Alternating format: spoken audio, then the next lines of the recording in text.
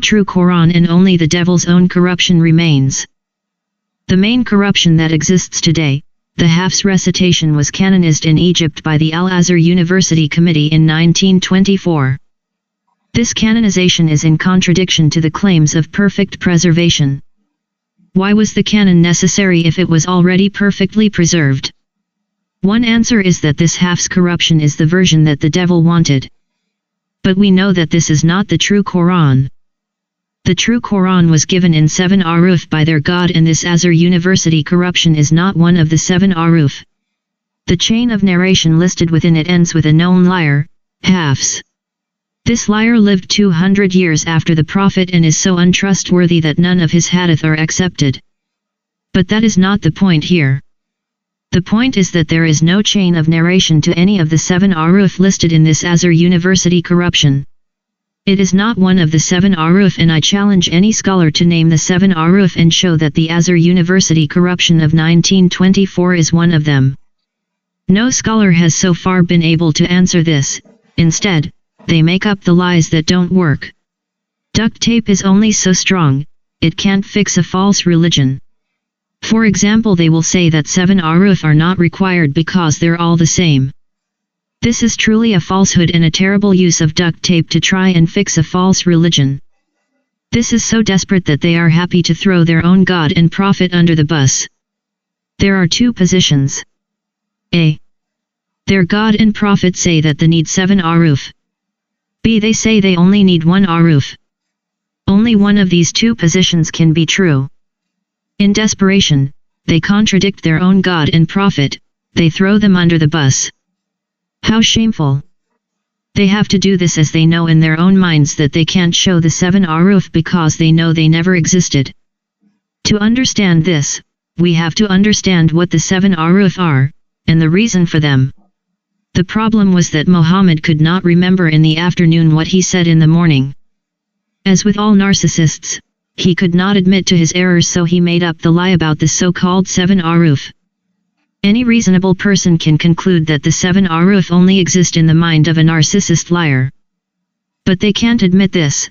They have to say whatever Muhammad said was correct, as he said nothing of his own, he only said what God told him to say. They have to say that 7 Ahruf were given by their God as Muhammad said this. The alternative is that they have to admit to following a narcissist liar and a false God. With another argument, they claim that the Quran is miraculously preserved, but this is a new argument. It was never claimed by them to begin with, as it is so stupid. It has only come about in recent years when they tried to justify why the Quran confirms and teaches that the previous scriptures must be followed, but it contradicts them. So, in recent years, they made up this lie about it being miraculously preserved but other scriptures were not. This is known as the Islamic dilemma, i.e., the Quran must be false as it confirms the Bible that they claim is false, but if the Bible is true, then the Quran is still false as it contradicts the Bible. As with all lies, they are shown to be false in the long run, and no amount of duct tape can fix the problems they have. Another example of failed use of duct tape is their desperate appeal Caliph Othman's actions to justify their false religion. Firstly, we need to understand who Caliph Othman was. He was declared to be a liar by the mother of all believers, Aisha. She labeled him a liar, and he was eventually eliminated by his own people because of such behavior. Yet with the desperate use of duct tape, they make a claim that Othman canonized the 7 Ahruf into one. Would this not be corruption by their own standard? Can a man come along and change the word of their God? This is so desperate and so foolish that it does not even deserve entertaining or giving a response to.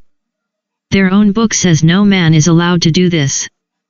As stated earlier, their God gave 7 Ahruf, and to say that only one is required is a contradiction.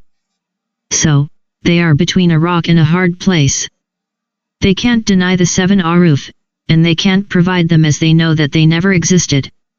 They know that the 7 Ahruf only ever existed in the mind of a narcissist liar and his false god. But they can't admit this, so when asked, their scholars say, we don't have an answer to explain the 7 Ahruf. So in discussion with them, we don't have to discuss variants or the contradictions in the 37+ variants of the Quran. All we have to do is ask them to name and provide the 7 Ahruf. Without these, it is clear that their book is missing according to their own standard of chain of narration.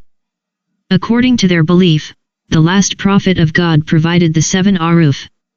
According to their belief, no man can change these and that they are perfectly preserved. They must name and provide the 7 Ahruf if they claim that the word of their God is perfectly preserved.